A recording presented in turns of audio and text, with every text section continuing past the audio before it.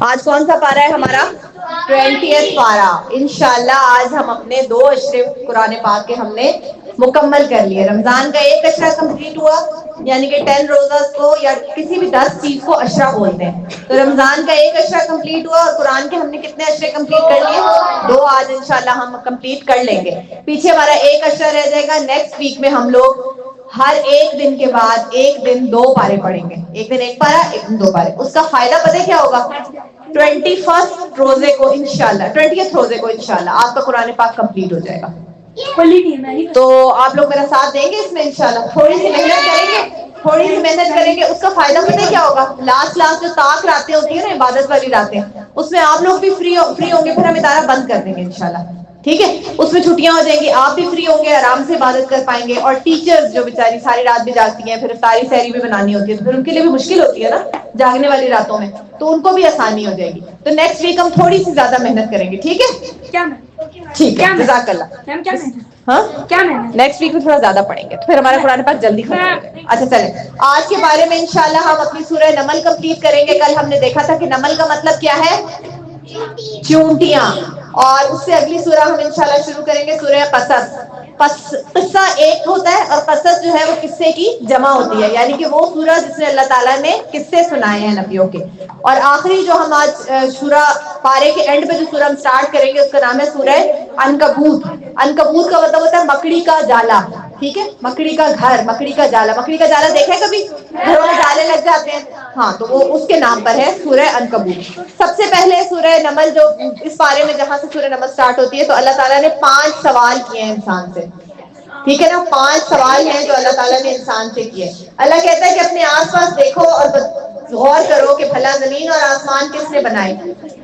کیسی بنائی اللہ نے زمین؟ کیسے زمین مسلسل، آپ کو پتا ہے کہ جس زمین پر آپ چلتے پھرتے ہیں وہ مسلسل موو کر رہی ہے، ایک جگہ پر رکی بھی نہیں ہے. زمین مسلسل موو کر رہی ہے. لیکن ہم کبھی گرتے ہیں اس کے اوپر سے؟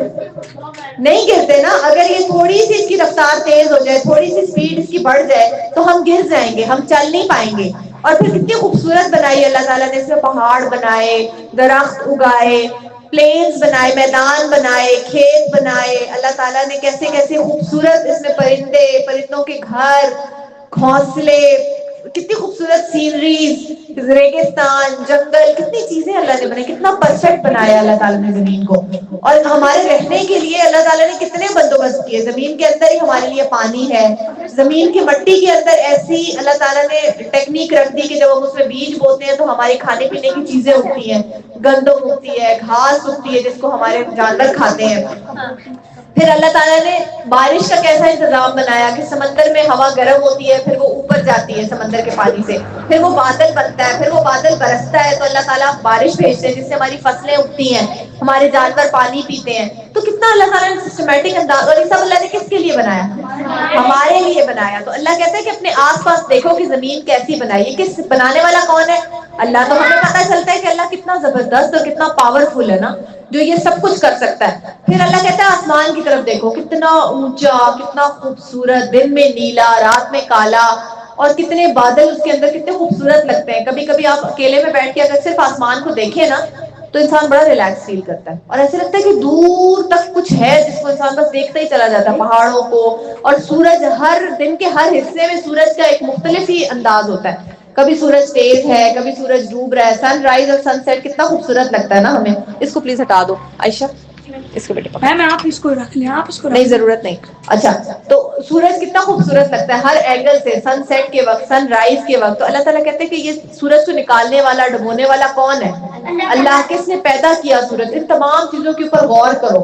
پھر یہ دیکھو کہ کون ہے جو مصیبت کے وقت ہمیں مصیبت سے کون نکالتا ہے. یہ تو وہ چیز ہے جس کو ہم ڈیلی لائف میں ایکسپیرینس کرتے ہیں نا. جب کوئی کام ہمارا کسی صورت نہیں بن رہا ہوتا، کوئی ہماری ہیلپ نہیں کر پاتا، کہیں ہمیں کوئی امید نہیں نظر آتی، تو ہمیں امید کس سے ہوتی ہے؟ جب کوئی مریض ہوتا ہے جس کو ڈاکٹرز کہہ دیتے ہیں کہ جی اب اس کا علاج ممکن نہیں ہے، آپ اسے گھر لے جائیں، بس اب یہ بیچارے جو ہے نا یہ پتہ نہیں کتنے دن زندہ ہے، ہمیں بھی نہیں پتا. تو لوگ کیا کرتے ہیں؟ پھر انہیں آخری امید کس سے ہوتی ہے؟ پھر بھی انسان کے دل میں یہ امید ہوتی ہے کہ شاید اللہ تعالیٰ شفا دے دے. اور بہت سے لوگ ایسے ہیں جن کو ڈاکٹرز نے کہہ دیا تھا کہ یہ اب زندہ نہیں بچ سکتے، لیکن وہ ابھی آج بھی زندہ ہے. کیونکہ مارنے والی اور زندہ کرنے والی تو اللہ کی ذات ہے نا. تو اللہ نے شفا دے دی. اللہ اتنا طاقتور ہے کہ ہر چیز جو ہم سوچ سکتے ہیں وہ اللہ کی پاور میں اللہ وہ کام کر سکتا ہے. پھر اللہ کہتے ہیں کہ دیکھو خشکی اور سمندر میں جب اندھیرا ہو جاتا ہے، رات بالکل، اب لائٹس ہے نا، پرانے زمانے میں لائٹس نہیں ہوتی تھی، اور جب مسافر بالکل اندھیرے میں چل رہے ہوتے تو ان کو کوئی راستہ دکھانے والی چیز نہیں ہوتی تھی، تو اس وقت کو پتا ہے راستہ کیسے دیکھتے تھے؟ سٹارز کے ذریعے. اللہ کہتا ہے وہ سٹارز کس نے پیدا کیے؟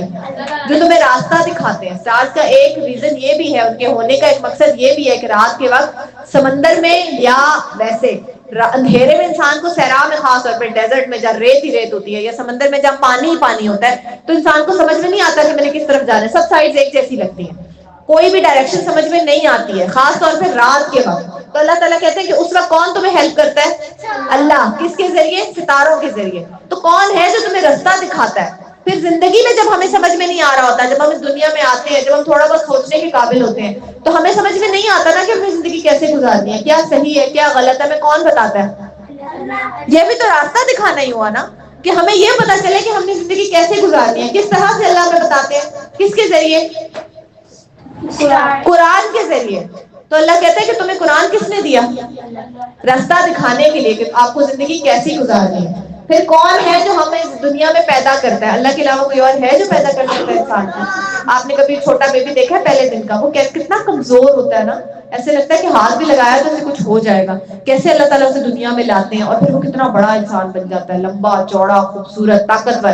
اور پھر آہستہ آہستہ جیسے جیسے ٹائم گزرتا جاتا ہے، آپ کے گھر میں ہوں گے نا گرینڈ پیرنٹس، وہ بیچارے کتنے بزرگ ہو جاتے ہیں، پھر وہ بھولنا بھی شروع کر دیتے ہیں، پھر دوبارہ انسان کے دانت بھی گر جاتے ہیں. جیسے بچے کے دانت نہیں ہوتے، بزرگوں کے بھی دانت نہیں ہوتے. پھر ویسے ہی انہیں بھی نظر نہیں آتا، جیسے چھوٹے بچوں کو بھی نظر ٹھیک سے نہیں آتا، ٹھیک ہے، وہ شکلیں نہیں پہچان سکتا، ایسے ہی بزرگ بھی نہیں. پھر کچھ بزرگ ہوتے ہیں جو بیچارے چل نہیں پاتے.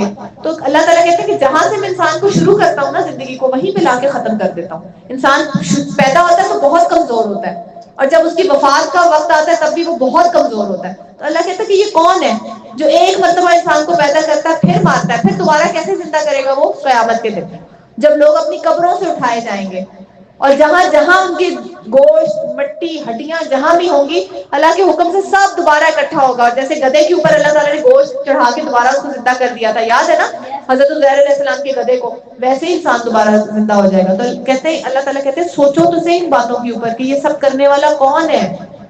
پھر بھی تم اللہ کا انکار کرتے ہو، پھر بھی تم اللہ کے قریب نہیں آتے، پھر بھی تم اللہ کی بات نہیں مانتے. کوئی تک ہے اس بات کی؟ ان تمام نشانیوں کے باوجود کہ ہم اللہ کی بات نہ مانیں. جب سمجھ لیں اچھے طریقے سے کہ سب سے بڑا کنگ اللہ، سب سے زیادہ پاورفل اللہ، سب سے زیادہ ہر چیز کے اوپر طاقت رکھنے والا اللہ، کچھ بھی کر سکنے والا اللہ، اور ہم اسی کی بات نہ مانیں تو پھر ہم کس کی بات مانیں گے؟ اور اس کی بات مان کے فائدے میں رہیں گے یا شیطان کی بات مان کے فائدے میں رہیں گے؟ کیونکہ شیطان کو پیدا کرنے والا کون؟ بھلے وہ نافرمان ہے اللہ کا، ہے تو اللہ کی مخلوق نا. اسے زندگی کس نے دی ہوئی ہے؟ وہ کس کے حکم سے زندہ ہے؟ آج اللہ تعالیٰ چاہے تو شیطان مر جائے. شیطان جن ہے، جنوں کو بھی موت آتی ہے، لیکن اللہ سے اس نے وعدہ لیا تھا کہ آپ مجھے قیامت تک نہیں ماریں گے. تو اللہ نے کہا کہ ٹھیک ہے نہیں ماریں گے، چیلنج ہے، کر لو جو کرنا. ٹھیک ہے. تو یہ اللہ تعالیٰ ساری باتیں کر کے آپ سے یہ پوچھ رہے ہیں کہ بتاؤ پھر کون ہے جو اتنے امیزنگ کام کر سکتا ہے، جس کے بارے میں ہم سوچ بھی نہیں سکتے. یہ کون کر سکتا ہے؟ وہ مالک، وہ پاورفل. بالکل. تو جو مالک ہوتا ہے پھر اس کی بات ماننی پڑتی ہے نا. یہ ہو سکتا ہے کہ کوئی غلام اپنے مالک کی بات نہ مانے، جو اسے کھانے کو دیتا ہے، جو اسے پہننے کو دیتا ہے، جس کی وجہ سے وہ زندہ ہے. جی بیٹے. میم اگر اللہ تعالیٰ کہے کہ طوفان آ جائے، بارش آ جائے تو ہو جائے گی؟ سب ہو سکتا ہے. ٹھیک ہے جی. اللہ تعالیٰ کے حکم سے سب کچھ چلتا ہے. رات کے ٹائم پر سورج آ سکتا ہے. بالکل سب ہو سکتا ہے، سب ہو سکتا ہے. اللہ کے جی. اللہ تعالیٰ بن کے تو وہ کام ہو جاتا ہے. اچھا آگے اس کے بعد یہ والی سورہ ختم ہو گئی ہے، سورہ نمل. سورہ قصص شروع ہوتی ہے. سورہ قصص میں ہم موسیٰ علیہ السلام کی زندگی کے بارے میں جانیں گے. موسیٰ علیہ السلام کے بارے میں ہم یہ تو جانتے ہیں کہ موسیٰ علیہ السلام کو جب وہ نبی بن گئے تو اس کے بعد کیا ہوا، کتاب کیسے ملی، ان کی قوم کیسے. لیکن ہم موسیٰ علیہ السلام کی زندگی کو شروع سے نہیں جانتے نا. آج ہم موسیٰ علیہ السلام کی ارلی لائف، ان کی بچپن جوانی کے بارے میں دیکھیں گے، ان کی پیدائش کے بارے میں سنیں گے. موسیٰ علیہ السلام اور فرعون کا قصہ. موسیٰ علیہ السلام مصر میں پیدا ہوئے، ایجپٹ میں. ٹھیک ہے. وہاں کا بادشاہ تھا فرعون، ہمیں پتہ ہے. فرعون نے ایک دن ایک خواب دیکھا، اور اس کا مطلب اس کے نجومیوں نے یہ بتایا کہ آپ کے ملک میں جو بھی لڑکے پیدا ہو رہے ہیں. اچھا فرعون کے ملک میں نا دو طرح کے لوگ تھے، دو گروپس تھے، ایک غلاموں کا اور ایک امیر لوگوں کا. جو غلام لوگ تھے وہ تھے بنی اسرائیل کے لوگ. یہ وہی لوگ تھے جن کے لیے اللہ تعالیٰ نے دریا کو الگ الگ کیا تھا اور جو زمین میں سے گزرے تھے, اور جو یوسف علیہ السلام نے اپنے ابو کو اور اپنے بہن بھائیوں کو بلایا تھا نا مصر میں, تو وہ بادشاہ بن گئے تھے یوسف علیہ السلام. ان کا پورا خاندان بادشاہ بن گیا, وہی تھے بنی اسرائیل.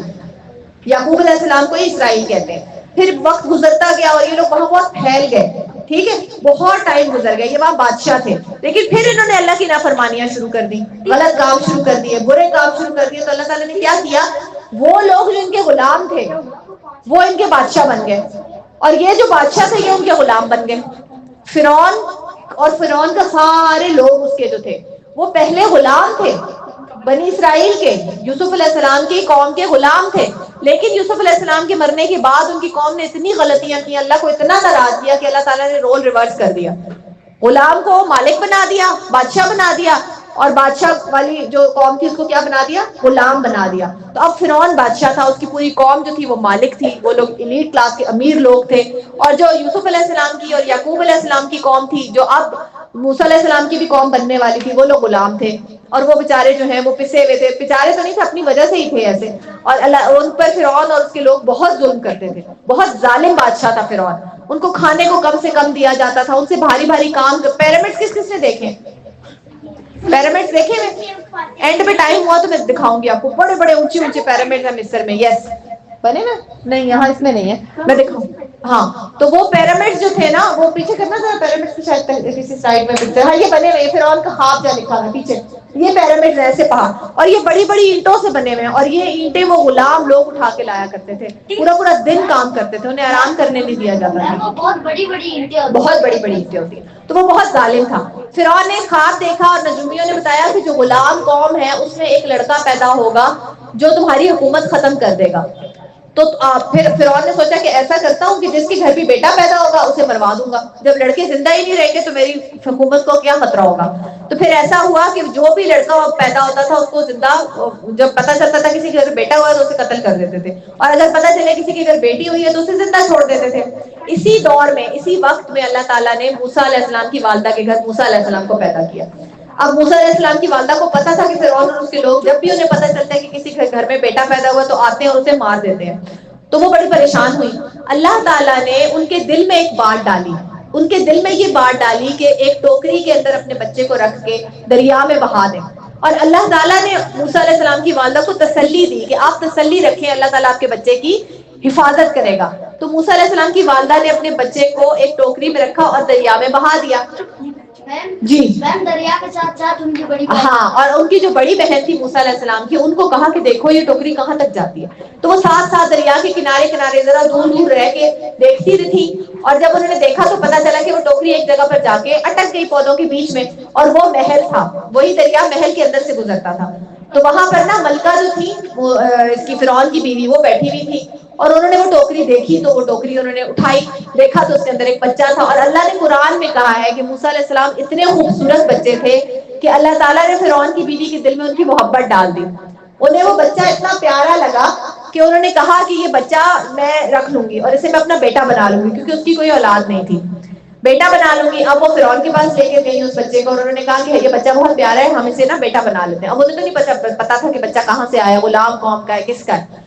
تو فرعون نے کہا کہ ٹھیک ہے, اور انہوں نے اس کو اپنا بیٹا بنا لیا. اور ایسے فرعون جو تھے, موسیٰ علیہ السلام جو تھے, وہ فرعون کے بادشاہ محل میں ہی بڑے ہونے لگے, اس کے محل میں پہنچ گئے بیٹا بن کر. یہ ہے اللہ تعالیٰ کی کے کام, اللہ جو چاہتا ہے وہ کر دیتا ہے. کہاں فرعون ایک بچے سے ڈر کے سب کے بچے مروا رہا تھا, لیکن جس بچے کے ہاتھوں اس نے تباہ ہونا تھا وہ بچہ اللہ نے خود اس کے محل تک پہنچا دیا.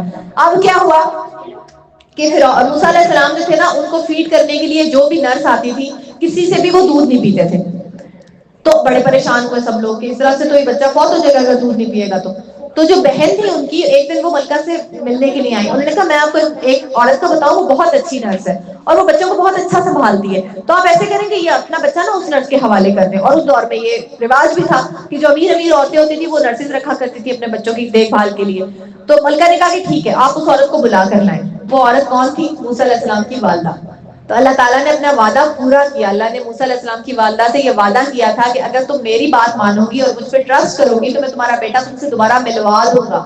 تو اللہ تعالیٰ نے قرآن میں کہا کہ مجھے اللہ تعالیٰ کہتے ہیں کہ یہ بات اللہ سے برداشت نہیں ہوئی کہ ایک ماں اتنی پریشان تھی اپنے بچے کے لیے، تو اللہ تعالیٰ نے وہ بچہ اپنی ماں سے دوبارہ ملوا دیا. اب موسیٰ علیہ السلام کی والدہ ان کی نرس بن کے روزانہ ان کے ساتھ ہی رہتی تھی، اور کسی کو نہیں پتا تھا کہ موسیٰ علیہ السلام کی حقیقی والدہ یہی ہے، یہ ان کا واقعی کا بچہ ہے. اور وہ ان سے وہ دودھ بھی پی لیتے تھے، ان کے ساتھ وہ خوش رہتے تھے. پھر آہستہ آہستہ کیا ہوا کہ ملکہ نے کہا کہ آپ انہیں اپنے گھر لے جائیں اور سارا خرچہ جو ہے وہ فرعون خود اٹھائے گا اور آپ ان کو بڑا کریں. آپ ان کے اس وقت ایسا ہی ہوتا تھا کہ شہزادے جو ہے وہ نرسز کے گھروں میں بڑے ہوتے تھے. موسیٰ علیہ السلام اپنے ہی گھر میں بڑے ہو رہے تھے اور خرچہ کون اٹھا رہا تھا؟ فرعون. اور شہزادے کی صورت میں بڑے ہو رہے تھے کہ یہ اس ملک کا شہزادہ ہے، فرعون کا بیٹا ہے. ٹھیک ہے، پتا تھا انہیں، تو پتا تھا کہ یہ میرا بچہ ہے. اور پھر آہستہ آہستہ موسیٰ علیہ السلام کی والدہ نے ان کو بتایا کہ آپ اس قوم سے تعلق رکھتے ہیں، آپ میرے بیٹے ہیں. موسیٰ علیہ السلام کو جب سمجھ میں آیا، ہوش آیا، تو ان کو بتا دیا گیا تھا کہ آپ میرے بیٹے ہیں اور یہ آپ کی قوم ہے، آپ بنی اسرائیل میں سے ہیں. خیر وقت گزرتا گیا، موسیٰ علیہ السلام بڑے ہو گئے. ایک دن کیا ہوا کہ موسیٰ علیہ السلام بطور شہزادہ، اب وہ شہزادے ہیں، بازار سے گزر رہے تھے تو دو لوگ آپس میں لڑ رہے تھے. ایک امیر آدمی تھا اور ایک غلام تھا. غلام ان کی قوم کا تھا. تو امیر آدمی نے نا غلام کو مارا. تو غلام نے موسیٰ علیہ السلام سے کہا کہ دیکھو دیکھو میری مدد کرو، یہ مجھے مار رہا ہے. تو موسیٰ علیہ السلام نا غصے کے بہت تیز تھے. تو جب وہ اس آدمی کے قریب گئے، اس نے موسیٰ علیہ السلام کو مارنے کے لیے کوئی چیز اٹھائی تو انہوں نے اس کو نا مکہ مارا، اور مکہ کھا کے وہ آدمی مر گیا. اتنی زور کا مکہ اسے لگا کہ وہ مر گیا. اب موسیٰ علیہ السلام کو احساس ہوا کہ مجھ سے قتل ہو گیا ایک انسان کا، کتنی بڑی غلطی مجھ سے ہو گئی. تو فوراً موسیٰ علیہ السلام نے اللہ تعالیٰ سے معافی مانگی، توبہ کی، اور بولا کہ یا اللہ مجھ سے غلطی ہو گئی، شیطان نے یہ مجھ سے کروا دیا. ان کی انٹینشن نہیں تھی اس کو مارنے کی، انہوں نے تو اپنے آپ کو بچانے کے لیے مکہ مارا تھا، لیکن اللہ کو کچھ اور منظور تھا نا. اللہ تعالیٰ نے اسٹوری کچھ اور طریقے سے لکھی تھی. تو اب کیا ہوا کہ فرعون نے اپنے پولیس والے بھیجے موسیٰ علیہ السلام کو پکڑنے کے لیے.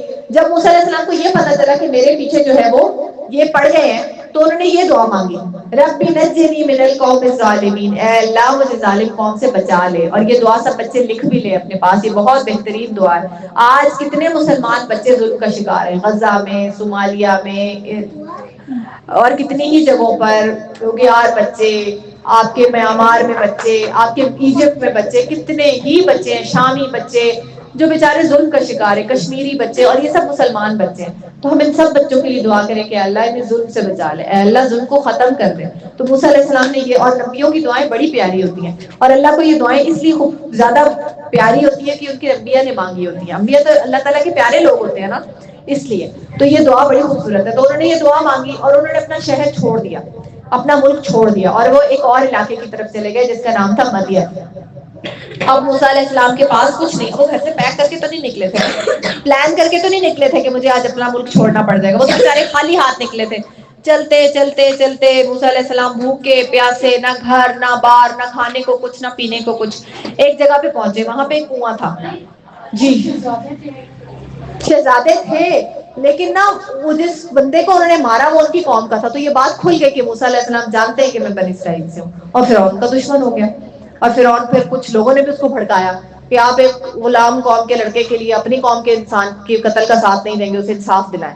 تو فرعون نے جو ہے وہ پیچھے بندے لگا دیے. موسیٰ علیہ السلام اللہ کے حکم سے وہاں سے بھاگ گئے. جب بھاگے ایک جگہ پہنچے تو وہاں کنواں تھا، اور کنویں کے اوپر بہت سارے لوگ پانی اپنے جانوروں کو پلا رہے تھے.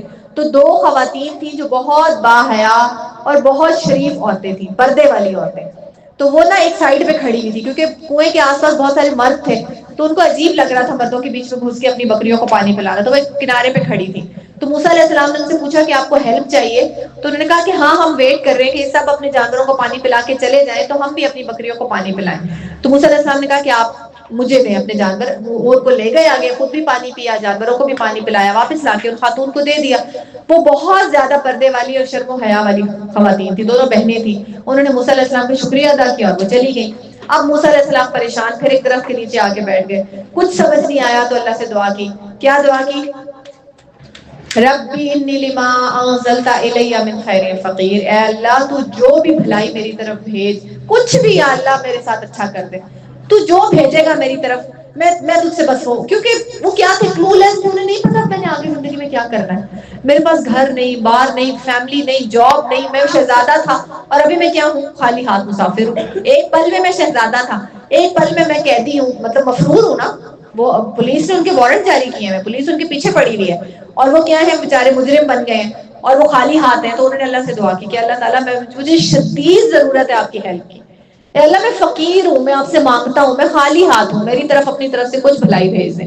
اتنے میں وہی لڑکیاں جنہوں نے پانی پلایا تھا جن کے جانوروں کو موسیٰ علیہ السلام نے, وہ واپس آئیں, اور وہ آئی اور انہوں نے موسیٰ علیہ السلام سے دور کھڑے رہ کے پردے میں ان سے کہا کہ میرے والد آپ کو بلا رہے ہیں. تو انہوں نے کہا کہ اچھا ٹھیک ہے. چلے گئے تو دیکھا ان لڑکیوں کے والد بہت بوڑھے ہیں اور ان کا کوئی بھائی بھی نہیں تھا, اسی لیے تو وہ جانوروں کو خود پانی پلانے کے لیے آئی تھی. تو ان کے والد کو نا ایک ہیلپ فل لڑکے کی ضرورت تھی جو ان کے جانور سنبھال سکے. تو انہوں نے جا کے اپنے والد کو بتایا تھا کہ وہ بہت اچھے آدمی تھے جنہوں نے ہماری ہیلپ کی ہے اور طاقتور بھی تھے, تو آپ انہیں رکھ سکتے ہیں نا اپنی ہیلپ کے لیے. تو ان کے والد نے موسیٰ علیہ السلام کو رکھ لیا اپنے پاس, اور 10 سال موسیٰ علیہ السلام نے وہاں پر کام کیا. کیوں رکھا انہوں نے؟ کیونکہ ان لڑکیوں نے جا کے اپنے والد کو کہا تھا کہ وہ آنیسٹ ہیں, ایماندار ہیں اور باحیا ہیں, شریف انسان ہیں.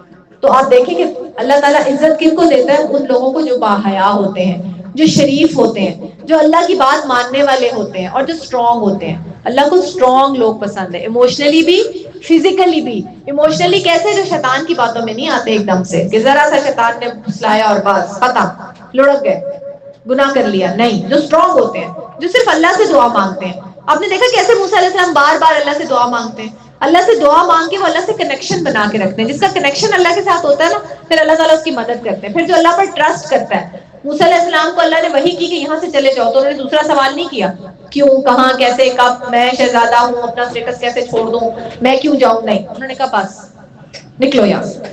اور پھر جب دوبارہ کچھ نظر نہیں آیا تو کس سے مانگ رہے ہیں؟ آپ کو کہیں کو مسافر نظر آیا کبھی راستے میں جو کہے کہ میرا گھر بار لٹ گیا, چھوٹ گیا, پیسے دے دیں, واپس جانا ہے, تو وہ کس سے مانگ رہے ہوتے ہیں؟ لوگوں سے. موسیٰ علیہ السلام نے کس سے مانگا؟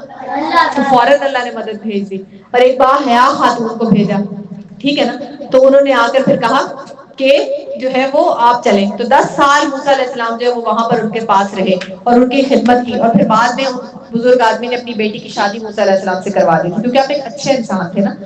تو موسیٰ علیہ السلام نے جب ان سے قتل ہو گیا, سبق ہمارے لیے کیا ہے, قتل ہو گیا تو بھی اللہ سے معافی مانگی. جب آپ سے کبھی کوئی غلطی ہو جائے تو فوراً اللہ سے معافی مانگے, اس سے بھی معافی مانگے جس کا دل دکھایا.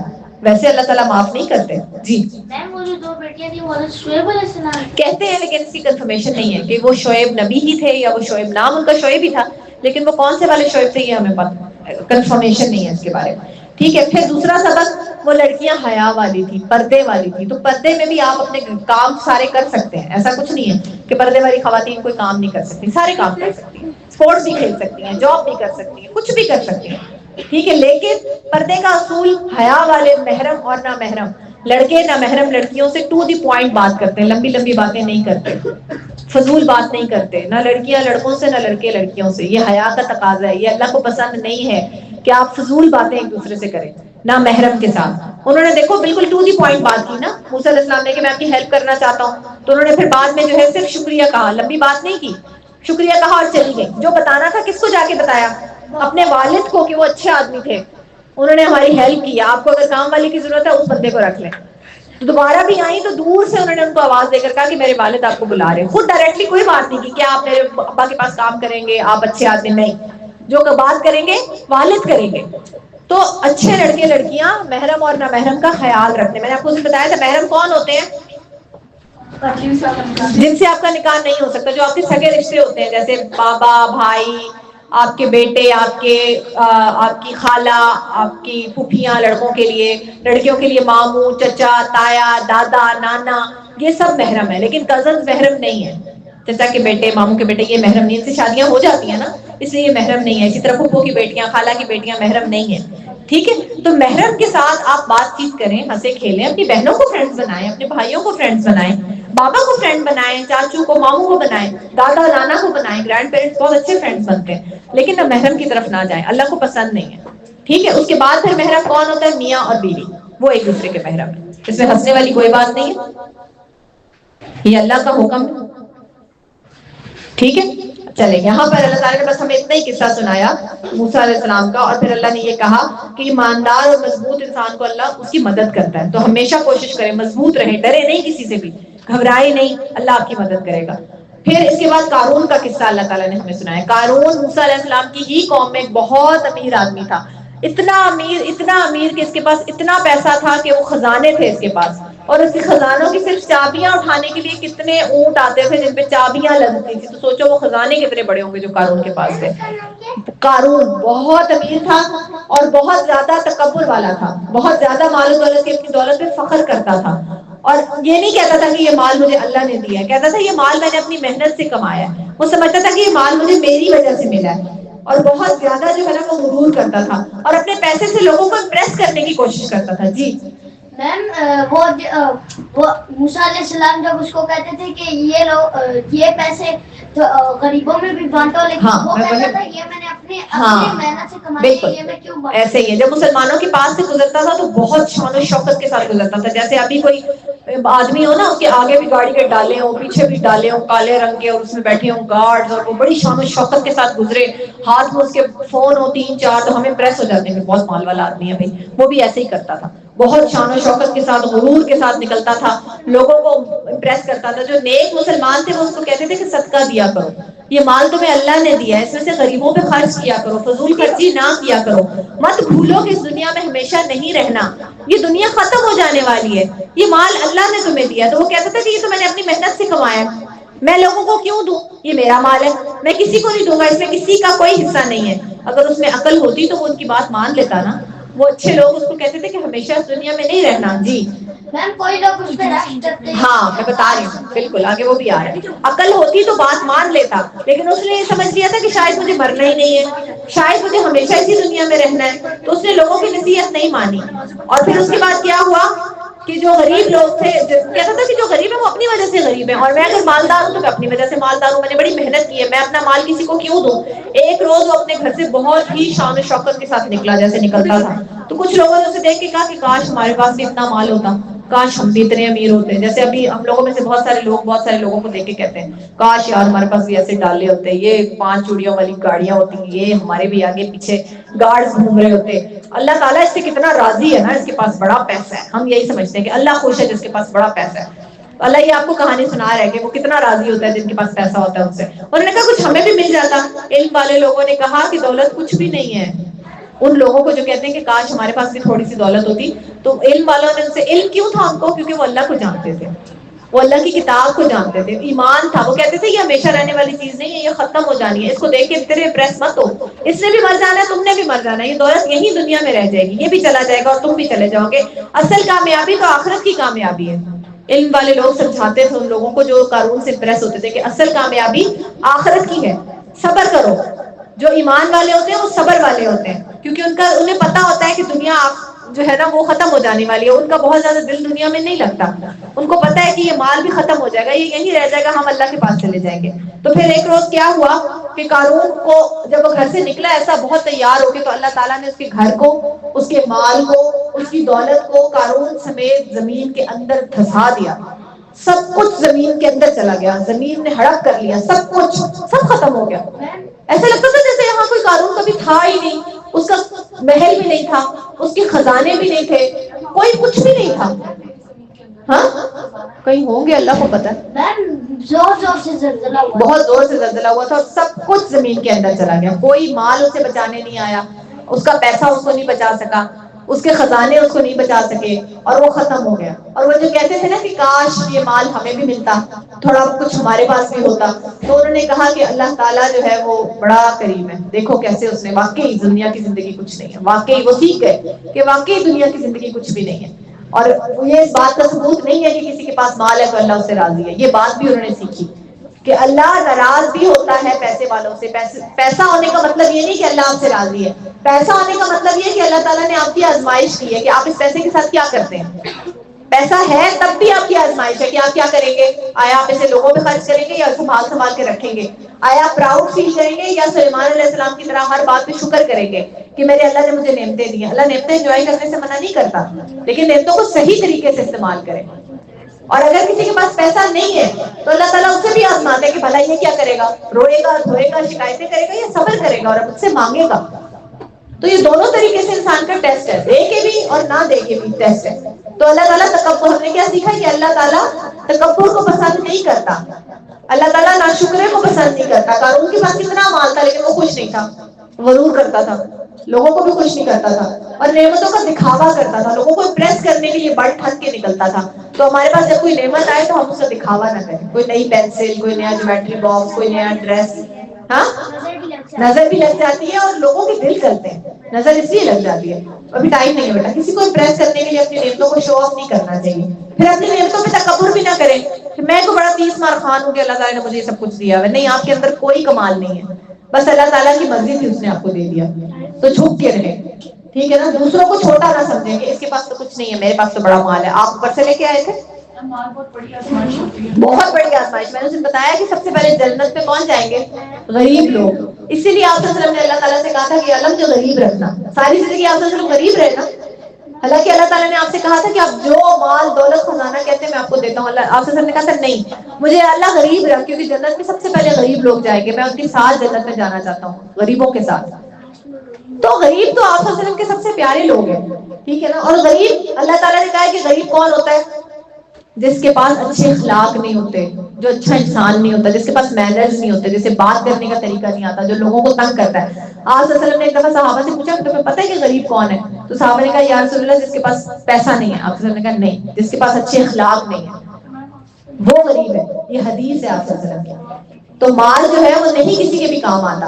تکبر نہ کریں, کسی کو چھوٹا نہ سمجھیں کہ اس کے پاس تو یہ چیز نہیں ہے, میرے پاس ہے. اور اگر آپ کے پاس پیسہ ہے تو اس کا مطلب یہ بالکل نہیں ہے کہ اللہ تعالیٰ آپ سے راضی ہے, قطعاً نہیں, ایسی کوئی بات نہیں ہے. راضی اللہ اس سے جس کے دل میں ایمان ہے, راضی اللہ اس سے جو آخرت کی تیاری کرتا ہے, راضی اللہ اس سے جو مومن ہے, مومن سے اللہ راضی ہے. اور دوسروں کی نعمتوں کو دیکھیں تو کیا کہیں ماشاءاللہ, کبھی بھی حسد نہ کریں کسی سے, ٹھیک ہے. اس کے بعد جو ہے اب یہ سورہ بھی ختم ہو جاتی ہے, سورہ قصص بھی, اور اس کے بعد سورہ عنکبوت شروع ہوتی ہے جس میں مکڑی کے جالے کا ذکر ہے. اللہ تعالیٰ کہتے ہیں کہ تم نے دیکھا ہے کہ مکڑی کا گھر کتنا کمزور ہوتا ہے, ایسے پھونک مارو نا زور سے تو مکڑی کا جالا اڑ جاتا ہے, اتنا کمزور ہوتا ہے. تو اللہ تعالیٰ کہتے ہیں کہ جو لوگ مجھے چھوڑ کے دوسروں کو خدا بناتے ہیں ان کے وہ ایسے ہی ہیں جیسے انہوں نے مکڑی کے جالے کا سہارا لے لیا. مکڑی کے جالے کے سہارے سے کوئی لٹک سکتا ہے؟ کسی کا بوجھ اٹھا سکتا ہے؟ کسی کو وہ گھر سہارا دے سکتا ہے؟ کبھی کبھی تو مکڑی کا اپنا بوجھ نہیں اٹھا پاتا, پھٹ جاتا ہے وہ گھر, ٹھیک ہے نا. تو اللہ تعالیٰ کہتے ہیں کہ جو میرے سوا دوسروں کو سہارا بناتے ہیں وہ سہارے ایسے ہی ہیں, کمزور سہارے. اللہ کے سہارے کے علاوہ اور کوئی سہارا کام نہیں آتا. تو یہ کہتے ہیں کہ اللہ تعالیٰ کہتے ہیں کہ مجھے چھوڑ کے یہ ان لوگوں کو خدا مانتے ہیں جو ان کے لیے کچھ کر سکتے تھے. ہم نے پیچھے دیکھا ابراہیم علیہ السلام نے بتایا کہ مل جل بھی نہیں سکتے تھے تو کسی کو کیا دے سکتے ہیں. اور ایسے ہی اللہ کہتے ہیں کہ دنیا میں جب تمہیں ضرورت پڑے تو کس سے مانگو؟ اللہ تعالیٰ سے. بس کسی سے مانگو گے تو وہ مکڑی کی جالی کی طرح, وہ تمہاری ہیلپ نہیں کر سکتا, وہ بہت کمزور ہے. اگر وہ ہیلپ بھی کرے تو وہ اللہ کی مرضی سے کرے گا نا, خود سے تو کوئی انسان کچھ نہیں کر سکتا, ٹھیک ہے. تو ساری دنیا مکڑی کی جالی کی طرح ہے, کمزور, حقیر, ہم کچھ بھی نہیں ہے. صرف سب سے بڑی ذات اللہ کی ہے. تو ہم نے اللہ ہی کی بات ماننی ہے اور اسی کا سہارا لینا ہے, ٹھیک ہے. تو اس کے ساتھ ہمارا پارا ختم ہے. ہم دیکھتے ہیں کہ آج ہم نے کیا کیا اس بارے میں دیکھا. سب سے پہلے ہم نے دیکھا کہ اللہ تعالیٰ نے ہم سے کچھ سوال کیے اور سوالوں کے ذریعے اللہ نے ہمیں بتایا کہ وہ کتنا طاقتور ہے. پھر ہم نے دیکھا موسیٰ علیہ السلام کی زندگی کیسی تھی, کیسے اللہ نے موسیٰ علیہ السلام کو اس فرعون کے گھر میں بڑا کیا جس نے ان کے قتل کا ارادہ کیا تھا. اور آخر میں آپ کو پتہ ہے موسیٰ علیہ السلام نے فرعون کی حکومت ختم کر دی تھی. وہ جو دریا میں تباہ ہو گیا تھا, ڈوب گیا تھا, ہم نے دیکھا تھا نا کیسے وہ تباہ ہوا. تو وہ موسیٰ علیہ السلام کی وجہ سے ہی ہوا نا, انہیں کو پکڑنے ان کے پیچھے گیا تھا. اور پھر ہم نے دیکھا کہ جو اللہ موسیٰ علیہ السلام کی والدہ نے اللہ پر بھروسہ کیا تو اللہ تعالیٰ نے ان کی مدد کی, ان کے بیٹے ان کو واپس کر دیے. کتنے بہترین انداز میں. تو جب ہم اللہ پر بھروسہ کر کے اس کی بات مانتے ہیں تو پھر اللہ ہماری مدد کرتا ہے.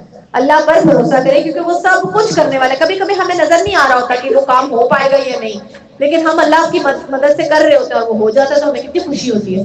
مما لگ نہیں رہا تھا میں پاس ہو جاؤں گی, میرا تو بالکل بھی پیپر اچھا نہیں ہوا تھا, لیکن میں نے مما وعدہ کیا تھا اپنے آپ سے میں چیٹنگ نہیں کروں گا یا کروں گی.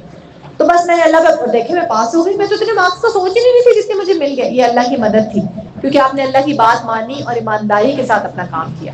تو ایسے ہی اللہ تعالیٰ نے موسیٰ علیہ السلام کی والدہ کی بھی مدد کی.